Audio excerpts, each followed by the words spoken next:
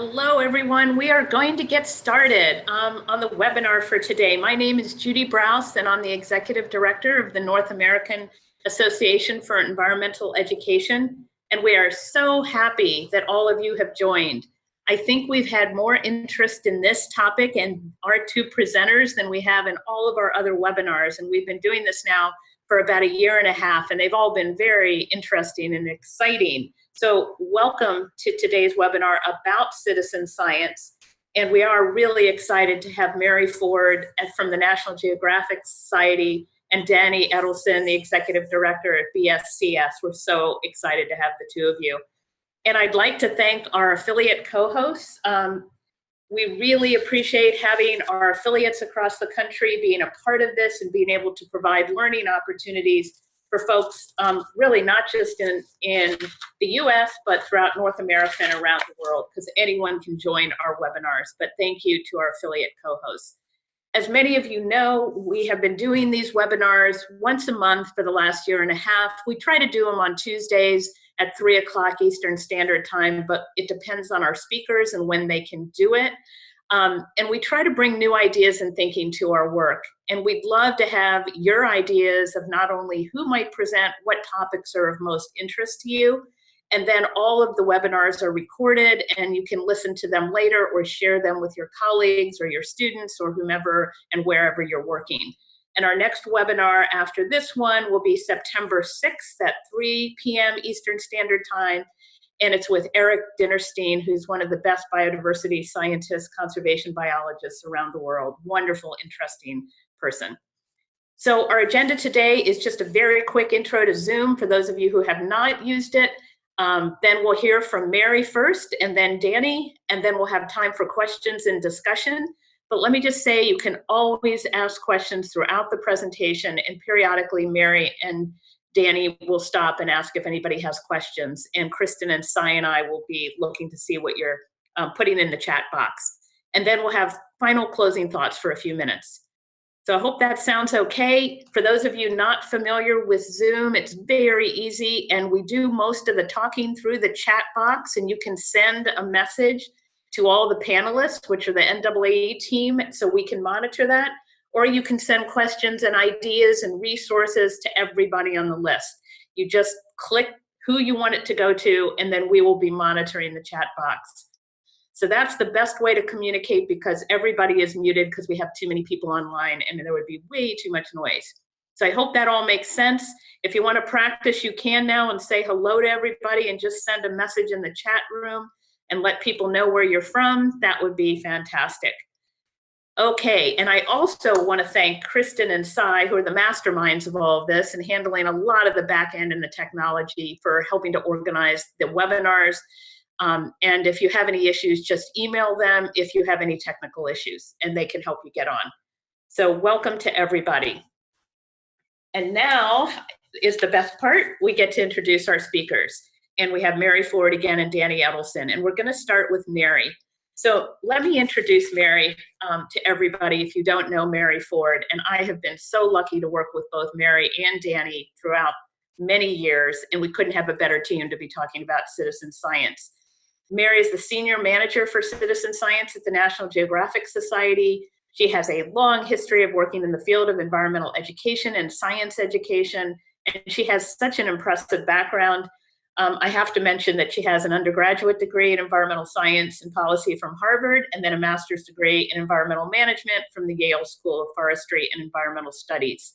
So no slouching there for Mary.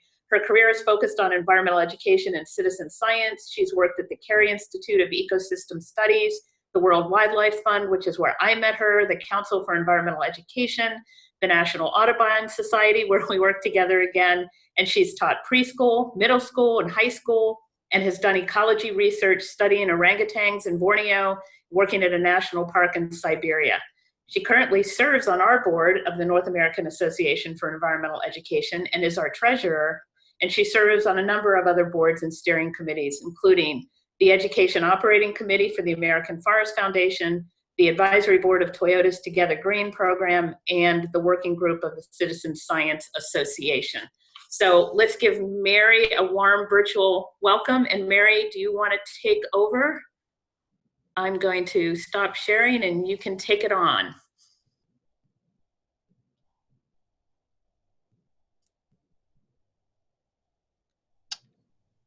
Judy? Yeah? I believe that I'm supposed to go first. Oh, you are, after I just introduced Mary. I'm so That, sorry. that was a wonderful introduction, and I was hoping that Mary was going to just go right ahead, but I'm not even sure she's on yet. Okay, so sorry, no, I'm here, but I think that's great for you to go ahead, Danny. okay, and there is wonderful Mary. So Danny, take it on while I introduce you, and it's fine. We'll introduce everybody at once. So let me introduce now. Everybody remember everything I said about Mary, and now for Danny. So I am also thrilled to introduce Danny Edelson, and Danny is the Executive Director and President of BSCS. And his background is in curriculum and education software development and educational research. And he has been a huge advocate for science and social studies, looking at how education can advance both science and social studies and conservation. Before coming to BSCS, Danny was Vice President for Education at the National Geographic Society, and while there, he also served as the Executive Director of the National Geographic Education Foundation, overseeing a $3.5 million grant-making program.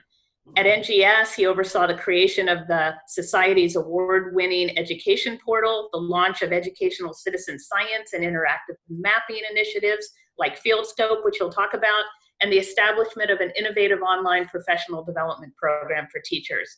Danny was also on the faculty of Northwestern University, where he conducted research on design, student motivation and learning, and teacher professional development. He's written extensively on geoscience, geography, and environmental science education, on motivation, instructional design, educational technology, and teacher professional development. And he's the author or co-author of more than 50 papers in academic journals, books, and conference proceedings. And both Mary and Danny share a stint at Yale, but Danny got his PhD in computer science from Northwestern University. And in 2013, he received the President's Award from the National Council for Geographic Education. So Danny, take it away. Thank you. And thank you for having me. I really appreciate that NAAEE does this webinar series and that you invited us here to talk about citizen science today. And thank all of you who are out there who've joined us. Today I'm going to talk about work that I've done over the course of really more than a decade now, attempting to fulfill what I see as the real promise of citizen science. And I start with the view that citizen science has already demonstrated its value as a approach for conducting science. That as of today, we have ample evidence that involving non-scientists in various aspects of the scientific process, particularly facilitated by technology, is enabling scientists to advance human knowledge in ways that we haven't been able to do before. And it really hinges on the fact that people are distributed in locations that scientists can't get to, that you can capitalize on sort of the crowd, individual minds and the power of human visual perception and human cognition to do a lot of things that can't be automated and are unaffordable to do with trained scientists. So citizen science is a huge success for science as we've traditionally considered it, but there are two real promises, two opportunities for citizen science that I think we're still only scratching the surface on, and I believe they're directly aligned with the mission of the North American Association for Environmental Education, and so really appropriate to talk about in this forum. And those two opportunities are democratizing science and teaching science. And democratizing feels to me like an overly fancy word, for simply meaning bring science under the control of ordinary people and remove the barrier to entry of traditional scientific expertise or credentials. And I describe that as I say on the slide, as anyone can initiate the science and anyone can participate in the science. And that really ought to be and is one of the goals in the long term of citizen science. The other is the idea that citizen science can be a context for powerful scientific learning or powerful learning of all kinds, but particularly scientific learning. And it has to do with the fact that it can create the opportunity for learners, whether they're students or informal learners, to learn through participation in authentic scientific inquiry, with an emphasis, in my case, on both inquiry and authentic. So I'm going to talk about some work that I've done over the last decade. I've led over the last decade, I should say, because there have been a huge number of people who have contributed to this work, including Mary. And it's focused on a project called FieldScope that was initiated at Northwestern University when I was on the faculty there. Most of the work has been done at the National Geographic Society. And when I left National Geographic, they were generous enough to allow the organization I work for now, BSCS, to acquire and continue the work on FieldScope. And just as a side note, BSCS is a science education research and development organization located in Colorado Springs. We're 60 years old. We've been working on bringing inquiry into science learning since the Sputnik era. So the approach that we're taking here is what we call a platform approach. And the idea behind a platform approach is that if you embed features into a platform that lots of people can use, then you can magnify the effect of whatever innovations you're introducing. And so FieldScope is a platform that allows people to set up and run their own citizen science projects on the FieldScope platform. And the ways we think about a platform helping to democratize science is by making it easy for project organizers to set up and run a citizen science project, and easy for ordinary people to participate in that project. The way platform can help for teaching science or learning science through authentic inquiry is by making it possible for participants to be able to conduct independent inquiry themselves within the context of an existing project. And even more, to support the role of an educator, whether that's a classroom teacher or an educator in an informal setting working with lifelong learners, provide support for an individual to facilitate learning through participation in a citizen science project. So FieldScope is designed for a particular kind of citizen science project that is very familiar to people who work in the environmental education field. I call these projects networked field studies. And what distinguishes a networked field study is it's a field study. People are going out and collecting data. Sometimes that data collection is automatic. Sometimes it relies on an individual or multiple individuals. And the interesting aspect of these field studies is that the data is collected over a geographic extent, where the location where the data is collected matters, and generally over a temporal extent as well, where the time that the observations, the data, the information is collected matters to the science that you're trying to do as well. So I'm going to walk through a quick example that we call the Chesapeake Watershed study.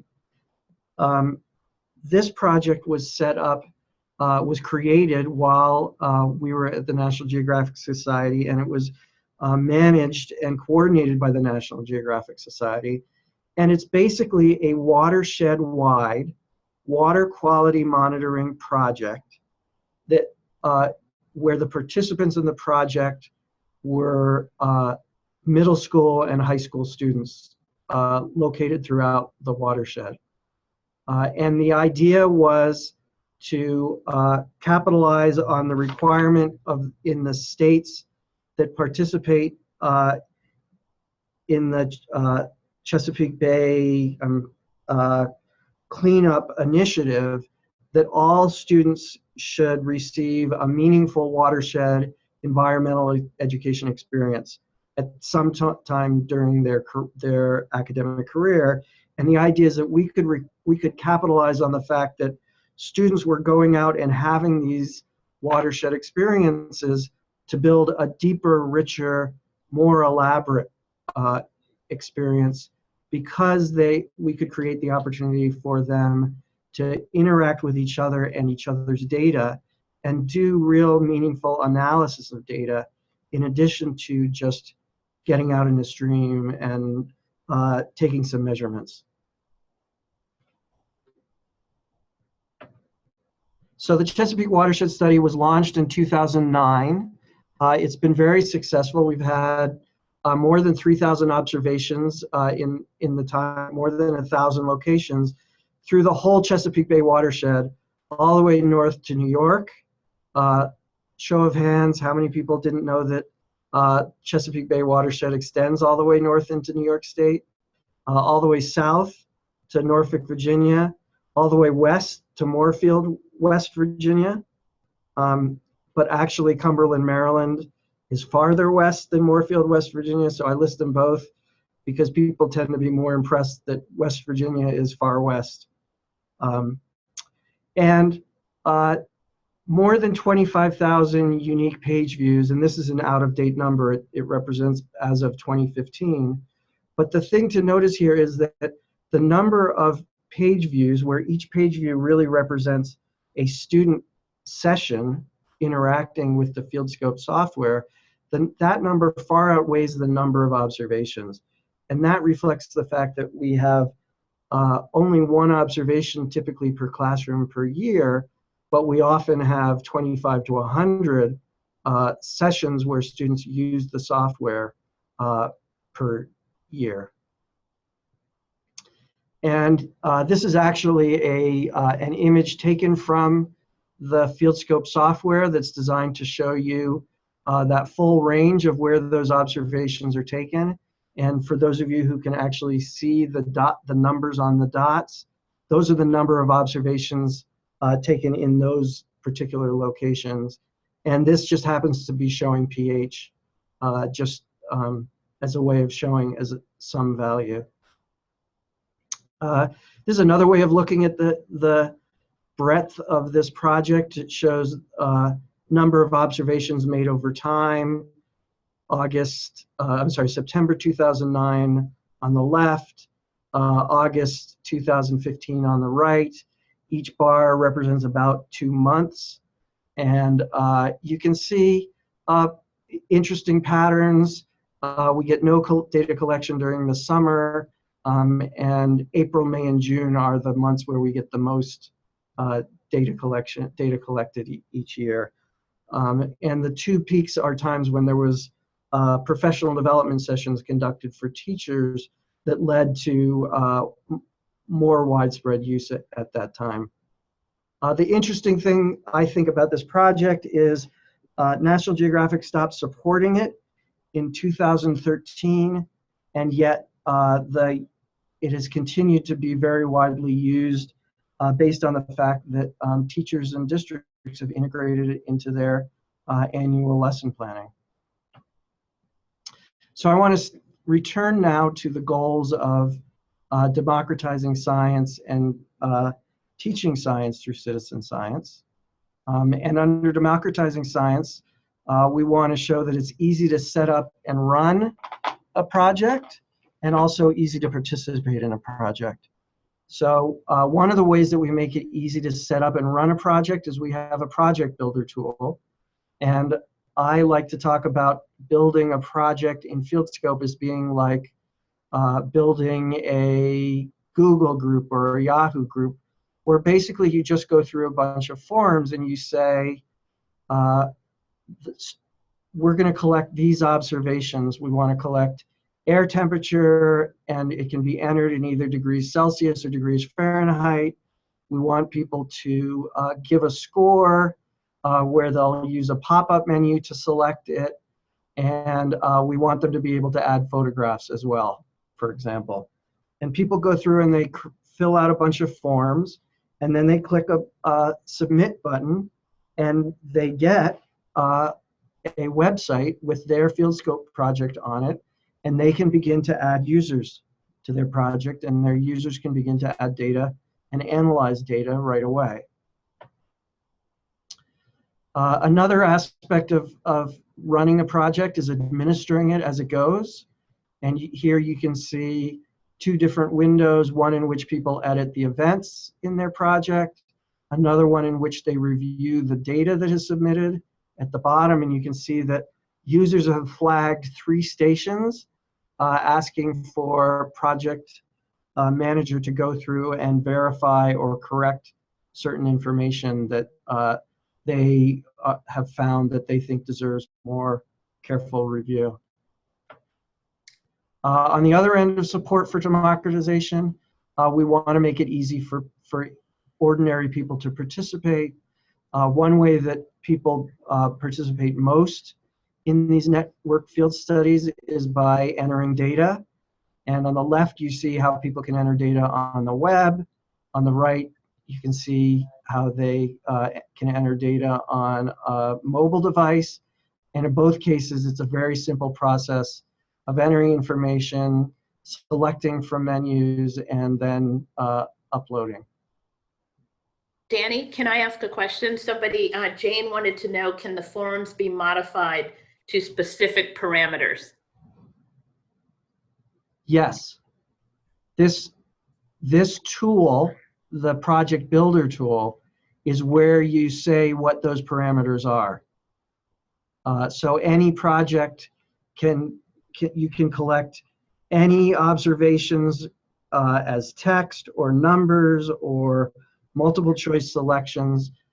You determine what they are, you set up the form, and then your users enter data using the protocol that you have designed and set up.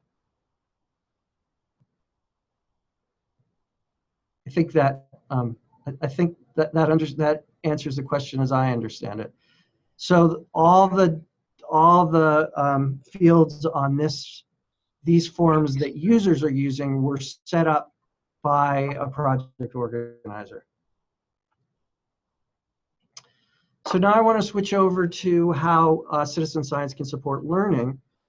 There's been a lot of talk about participation in citizen science as an opportunity for learning, but there's also a lot of citizen science projects where the participation is limited to either going out and collecting particular information or data and entering it, or to looking at a single datum, single piece of data, and classifying it in one way or another.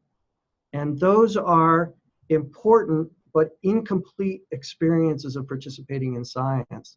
So one of the highest priorities for FieldScope is allowing participants to go beyond that and do the full work of science, in particular, analyzing the data that has been created on that project. So FieldScope represents a data analysis tool that provides a number of different ways for students to interact with data. And I'm going to go through these quickly because we can always come back to them during the question and answer time. So first thing it supports is mapping.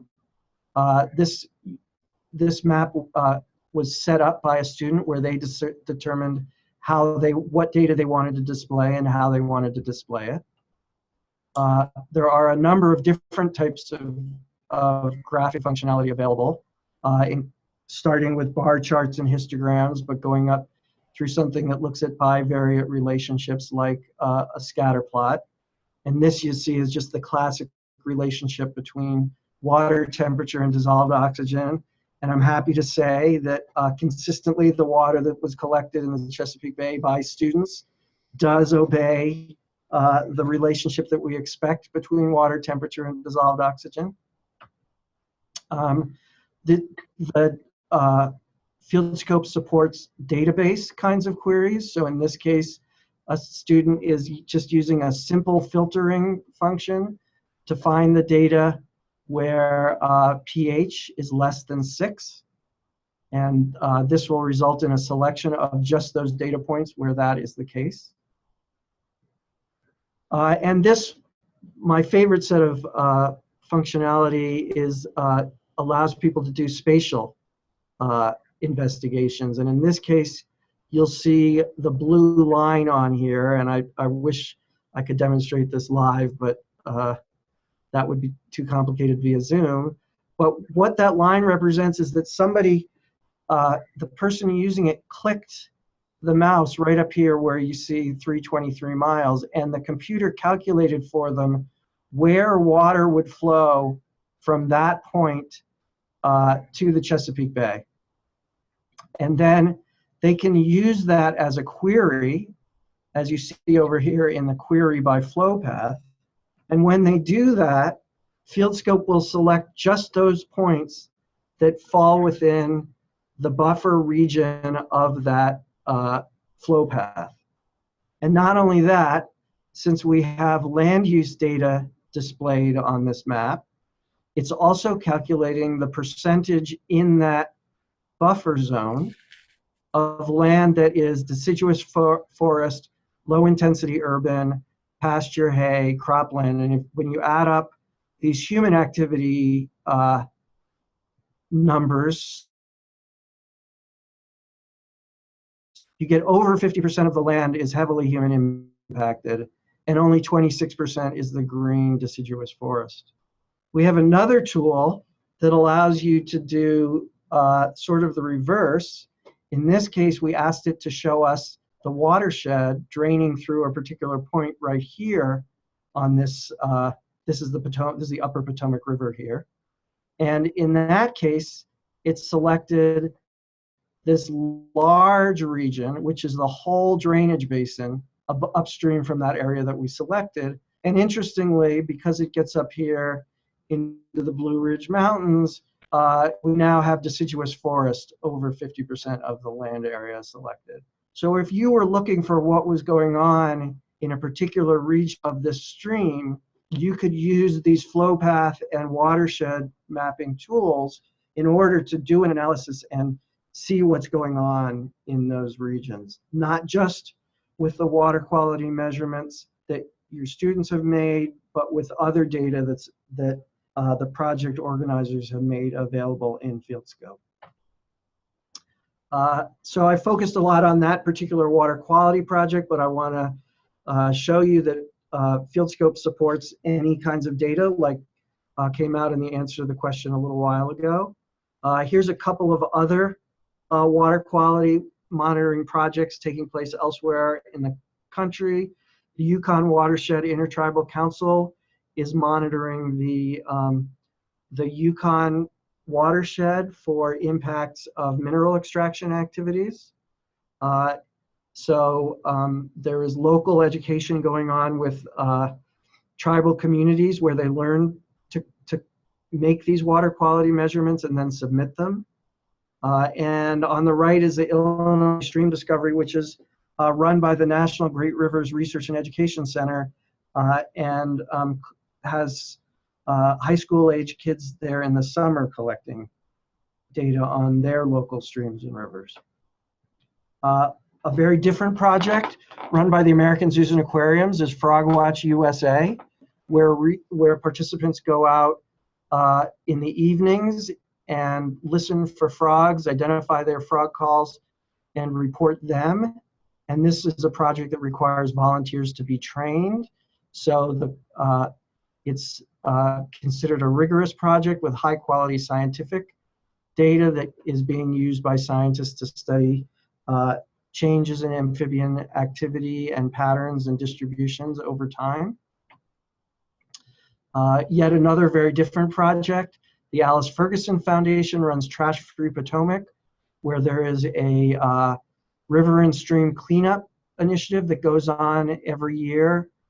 Thousands of people go out and collect litter and report the nature of that litter.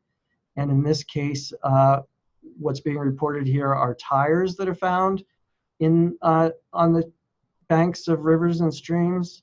You can compare where and the quantity of tires or plastic bags or cigarette butts.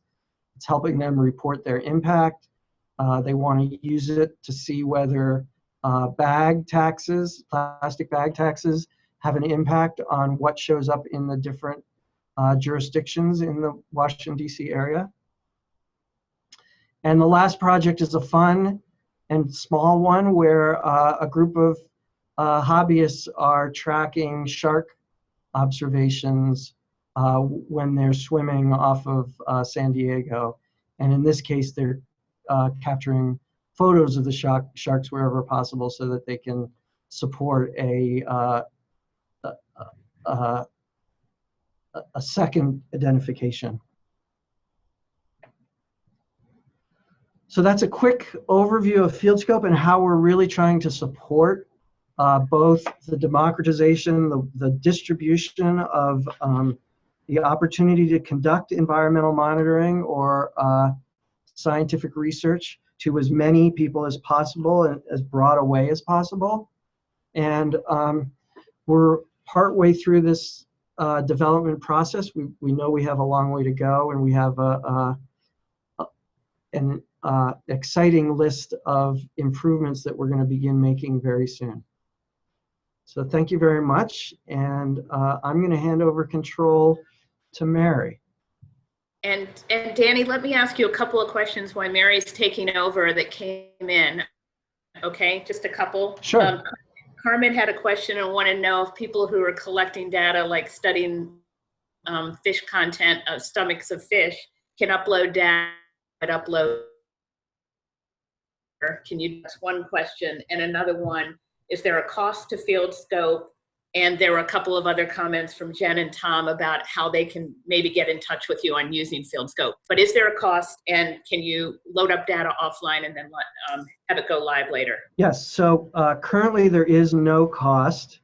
Our goal in the long run is to have project organizers contribute what they can to support the platform, but maintain philanthropic support for the long term and research infrastructure support from federal agencies.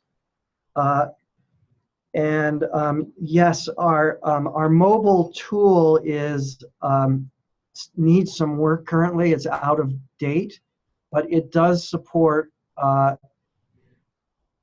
input of data offline and then uploads, what they call store and forward, and then upload once you're back on the network. Great. And Danny, there were a couple of other questions. Let's let Mary go, and then if we have time, we'll have additional questions, and we will keep all of these and make sure that everybody's questions get answered. We had a couple of questions from international audiences, and we had a lot of, this is a great tool, awesome. So go, Mary, welcome. Hello, so you can hear me? Yep. Okay, great. I'm not going to turn the video on because it's a little bit glitchy, but you can see my slides? Yep. Great. So this first couple slides here are pulled from a very recent presentation that we created around our new citizen science strategy. You can see the date of May 2017 here. So brand new, really exciting. And so I'm just going to share a little bit with you today and keep your eye out for more coming soon, more investment from National Geographic into citizen science. Our new citizen science strategy is going to be part of a new lab that we'll have here, and the lab is called Digital Exploration. So pretty cool. We'll be doing some other things as well within that lab, including virtual field trips and some online courses and other innovative ways of using technology. So I just wanted to point out here that the reason National Geographic really believes in citizen science is that we feel that it really serves our purpose. And in the smaller font here, you can see that our purpose is to push the boundaries of exploration to further our understanding of the planet and empower us all to generate solutions for a healthier and more sustainable future. And then in the larger font, I emphasized how we feel like citizen science is related to this purpose, which again uses that term democratizing science. So citizen science democratizes science and exploration, actively engaging National Geographic's constituents in pursuit of our purpose. Now I just wanted to spend a little bit of time on one of our biggest programs here that we've been working on for over a decade, and Danny's worked on a lot as well, called the BioBlitz. And I'm sure many of you out there have participated in BioBlitzes all over the world. But what is a BioBlitz? A BioBlitz is and I want to just sort of dig into the definition here a little bit, because sometimes it can be confusing as to what actually qualifies as a BioBlitz. So we think that a BioBlitz is an intensive survey of a defined area, inventorying as many species as possible in a short amount of time. So basically that means you pick an area, you pick an amount of time, and a limited amount of time, and you count as many species as you can. So I just want to emphasize that it doesn't have to be a specific amount of time. Like, it doesn't have to be 24 hours long.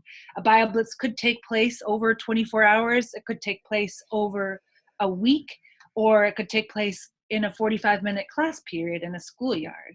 You just want to be able to draw boundaries on the area that you're looking at, and time boundaries as well. And then you want to count species.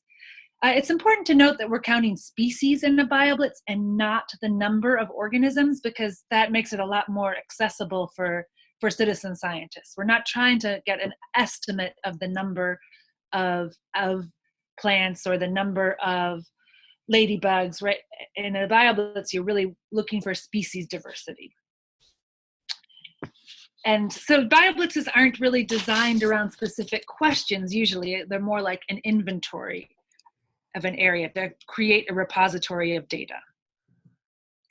Now I just wanted to show on this slide some logos from BioBlitzes that have happened all over the world, just to emphasize that BioBlitz is not a program of National Geographic, in that it's not something that belongs to us, or it's not a name of a program that is patented by us or licensed by us. So it's just an idea that people use all over the world, and we're excited to be part of the BioBlitz movement.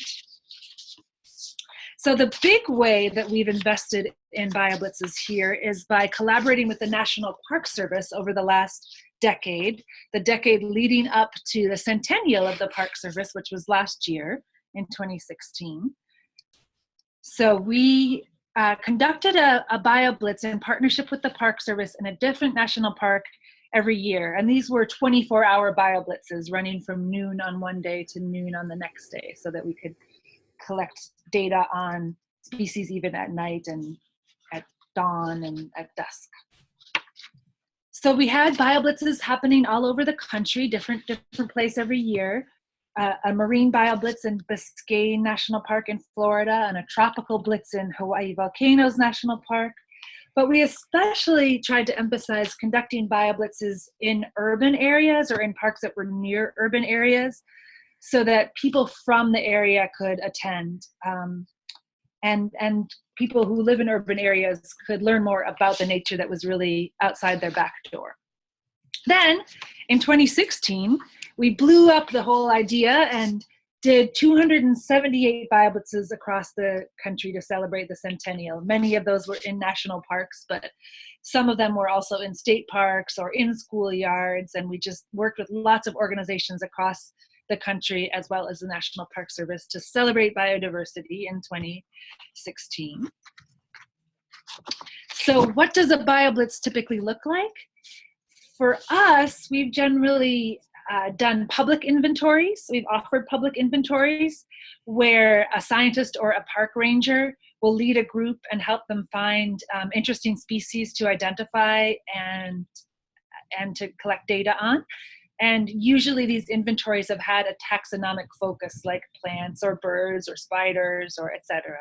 And we've always had these free to the public. And one thing I like about this picture is that you can see someone in the background recording data on her tablet, which we'll talk about more in a second. We've also always had student inventories where we've had student groups coming out and interacting with scientists.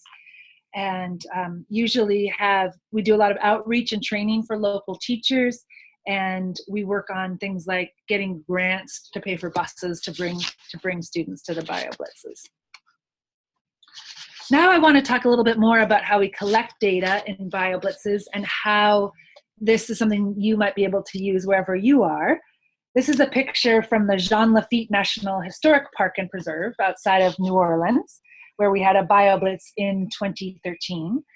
And this kid is not just taking a picture, but he's collecting data and entering it into the iNaturalist app, which is how we now collect all our data for BioBlitzes and how we share it with the National Park Service and other scientists.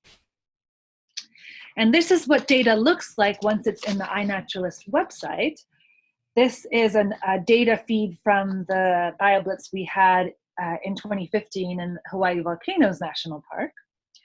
And iNaturalist is basically an online social network of people who are sharing biodiversity information. And it also functions as a crowdsourced species identification system and a tool to record any species that you see. So you can use it to record your own observations. You can get help from others in identifying what you've seen, and you can access all the data. The data are all available, like the field scope data are. So you can go in there and see your own data, but also data that other people have collected all over, either during your BioBlitz or in other parts of the world. And so just to clarify, you can use iNaturalist to record data for a BioBlitz, but you can also use it to record anything you see on your walk home from work or anywhere, anytime. Now, a super cool thing that's happened since I last used iNaturalist in a BioBlitz is that they've integrated machine learning. So now, and only in the iPhone app so far, not in the Android app. And the apps are free, by the way. But now the iPhone app will give you a suggestion of what it thinks you see just based on the photo that you've submitted. But we'll talk a little bit more about how the whole process works. So here is an example of how the iNaturalist process works. This is a picture I took in Sydney, Australia, when we were doing a BioBlitz there as part of the World Parks Congress. And I saw this stuff on the ground, and I did not think it was an organism, but fortunately I was with a park ranger from Australia, and he told me that this was dog vomit slime mold. So I took a picture of it and uploaded it into iNaturalist, and I labeled it as dog vomit slime mold, which I wasn't sure that's what it was, but I believed this ranger. But I did want some confirmation of that, so I also clicked on this button that said need ID help. And then other people in this online social network came along and confirmed that it was indeed dog vomit slime mold. And then I got invited, my observation of dog vomit slime mold got invited into a project called Slime Molds of the World, which you can see down there in the lower corner of the screen, where your data that you collect anywhere can be used to add to anyone's project, any scientist's project, in this case, the Slime Molds of the World project. So the great learning opportunity that then was available to me is that I clicked on that project, and then I saw all the different kinds of slime mold that were out there. And I've since now learned a lot about slime mold just because of that one thing that I found in the one observation that I entered during the BioBlitz. So following the trail of where your data will lead you is just a really cool thing about iNaturalist. And I just want to emphasize again, iNaturalist is totally free. You can use it on your iPhone, on your Android device. The apps are free, and there's also a free website. It's operated by the California Academy of Sciences, and National Geographic is a major partner of theirs as well. And a great thing about the data from iNaturalist is that when you're observation of a particular organism has been entered and then verified, and it's verified when at least 2 people agree on what it is. Once it's been verified, it's shared automatically with the Global Biodiversity Information Facility, which is a free open source database that's used by scientists all over the world and maintained by contributions from different national governments around the world.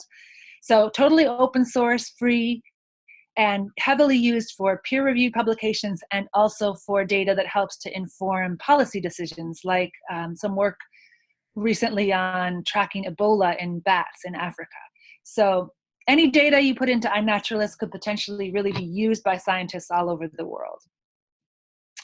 And I just wanted to mention that when we do BioBlitzes, we do try to offer teacher trainings ahead of time, which have really paid off.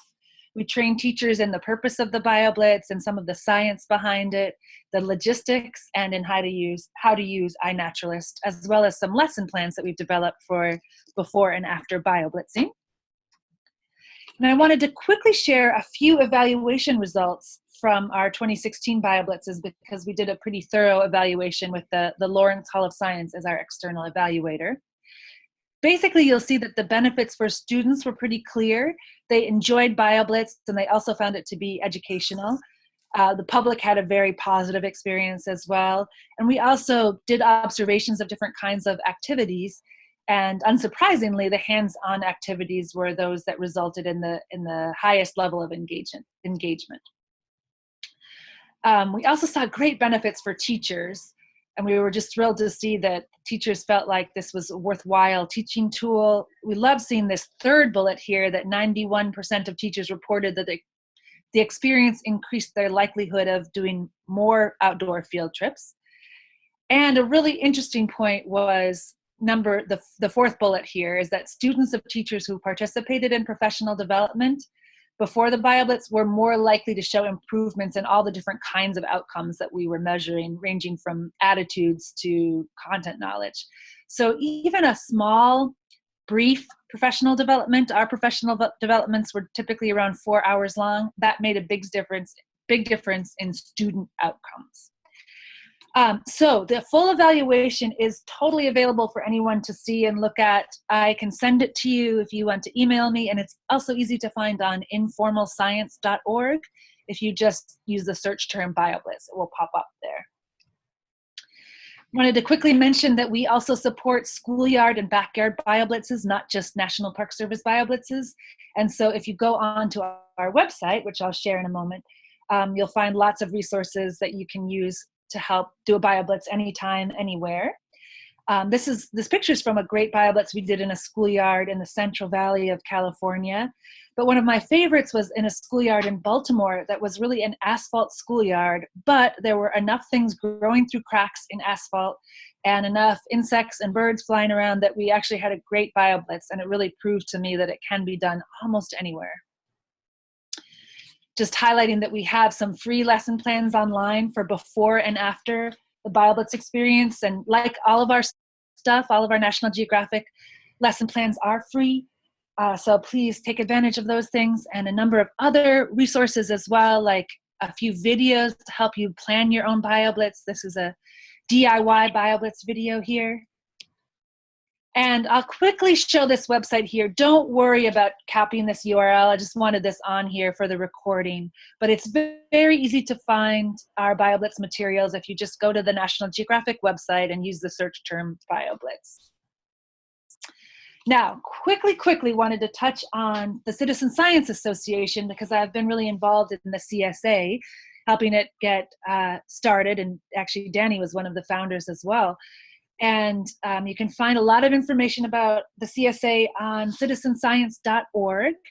And it's basically an association supporting excellence across the field of citizen science and investing in communication, coordination, and education. It has a listserv. It has a conference, a conference every 2 years. So the next one will be in 2019. It has a journal. And I know both Judy and I are really invested in trying to figure out how associations can work together so that they're not doing the same thing in different ways, but instead really joining forces to take advantage of different perspectives. So I'm really, really interested in how the CSA and NAAEE can work together and bring citizen science and environmental education together to accomplish both great learning and great science. So really interested in any feedback and ideas that people have around that. And specifically, the CSA has an education working group that focuses on learning outcomes for citizen science. And I wanted to point you to a document that our working group has created called Learning Through Citizen Science, which is a vision and questions. We created questions rather than a strategic plan because we didn't want to be prescriptive. So you can find that document on the education section of citizenscience.org. And that document, actually, the document that's highlighted there in italics, is also available on informalscience.org. And one more slide, just sharing a few more resources I wanted you to be aware of. And again, you can come back to this in the recording. SciStarter.com is a terrific database of projects that you can search based on topic and geography and grade level.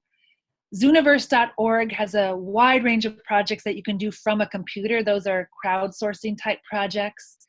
Our own website for education here at National Geographic is natgeoed.org, and it has a lot of free resources around BioBlitz and biodiversity. And finally, wanted to highlight a new opportunity we have, which is that just this year we started giving out grants, National Geographic grants specifically for education projects. And there are several deadlines throughout the year, so head on over there and apply for a great idea that you have around environmental education and citizen science. And that's all. I welcome any comments and emails and contact in the future as well. Mary, that was fantastic. Thank you so much. And we did have a few questions for you. Lots of, this is great. Michael talked about the Cal Academy doing coastal blitzes. Deborah said they use iNaturalist and it was a big hit. Jane has been doing bio blitzes in the Portland, Vancouver area. Somebody asked, and I'm so sorry I forgot the name of who actually asked this one, but how do you check the validity of data? And you mentioned that at least 2 people need to verify something, but if you want to expand on that at all about the validity. And then someone else asked, how do you grow the citizen science community at a local level on existing citizen science projects? Yeah, okay, so first question around validity is a really interesting question, and there's a bunch of different schools of thought for biodiversity data. But what the folks who run iNaturalist have found is that having this standard of having 2 people agree based on real evidence, so they have to have, in order for data to be considered research grade data on iNaturalist, there has to be either a photograph or a sound recording, and they'll probably add video soon too. And 2 people have to be able to look at that evidence and agree that it's the same species. There are some exceptions to that because there are some people who've been added to iNaturalist as experts. So people who know a lot about a certain taxonomic group are so expert that they don't need to have a second person agree with them. Their identification will automatically make a piece of data valid, but usually it's 2 people agreeing. And the scientists who work at iNaturalist have found that there are very few mistakes once you have an agreement of 2 people. Now, it does occasionally happen that someone will come along and see that 2 people have agreed on something on iNaturalist and they'll disagree with that, and that kicks the data back out so that other people will review it again. So that's generally worked very well. In terms of involvement getting people involved at the local level, that's a terrific question. And I'll just tell you that here in DC, we have just started a local citizen science group. No, nothing official, pretty ad hoc. We created our own little listserv to start sharing information. We have a steering committee that's just started to get rolling. We had one nice big meeting, and those small investments of time have made a big difference, just kind of sharing information with each other so that everybody working in citizen science in our region knows what's going on and what different types of projects are going on and can share with our own members and contacts, and that's really worked well so far to expand the pool of people interested. The other thing is getting schools involved. We got a lot of teachers and students who were really excited doing BioBlitz last year, and they're just eager to do more and more stuff. So investing time in schools is a great idea too. Go ahead, Danny. I was just going to add to the question about how to increase local involvement. We've seen that the American Zoos and Aquariums model of having local chapters with an individual who in a region who's responsible for recruiting and training and staying in touch with people can be a really great technique if you have something that's as widespread as a national project, but you want deep local involvement. Then establishing a chapter structure can be a great way. Thanks, Danny, and thanks so much, Mary. And because of timing, I want to turn it back over to you for any final comments you both have, and just want to truly thank you for sharing all this amazing information. We have a number of questions we haven't gotten to, and we will ask, if you don't mind, Mary and Danny, to answer a few of these, and we will post them on EE Pro, and Kristen will talk about what's going to happen there, as well as being able to share this recording with not only people on this group, for all the people that couldn't attend. So any closing thoughts? Danny and then Mary. I would just say that I think you guys came up with a great title for this session. It sort of captures what I think citizen science, and particularly citizen science for learning, is about. It's people powered. It's people taking the initiative to start projects. It's people getting involved in projects that really make citizen science as powerful as it is, and it's exciting to see this kind of a grassroots activity taking off. Thanks, Danny. Mary. Yeah, okay, so first I just want to say that I love this webinar and this whole idea, because I believe very strongly both in the power of environmental education and the power of citizen science, and I think they're truly complementary. So the more we can bring these two fields together, the better, and I'm so glad that there's 200 people out there who are excited about this as well. And then I noticed this comment that just came in about the question of community, the term citizen science, and the alternative of using the term community science. And I think this is a great question, because it's very sensitive to people who might be uncomfortable with the term citizen for a variety of reasons. And we have had a lot of discussions about it, both here at National Geographic and at the Citizen Science Association. We have continued to use the term citizen science because it's a widely accepted and widely used term, and people generally know what it means. And when we talk about citizens, we are certainly talking about global citizens, which is sort of how we talk about our audience in general at National Geographic. We're not talking about being a citizen of any particular country or the country where you're residing in.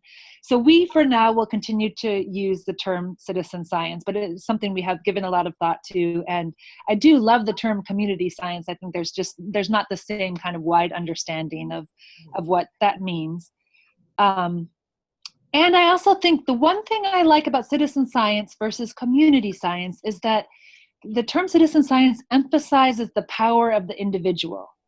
And there's also great power in community, but I think a terrific thing about citizen science is that one person can really make a significant difference by just joining in a project and contributing their individual efforts. So even if you have to do that from your computer while your kids are sleeping at night, or if you can do it twice a year at a local park, you can make a difference as a global citizen. So that's why I like the term.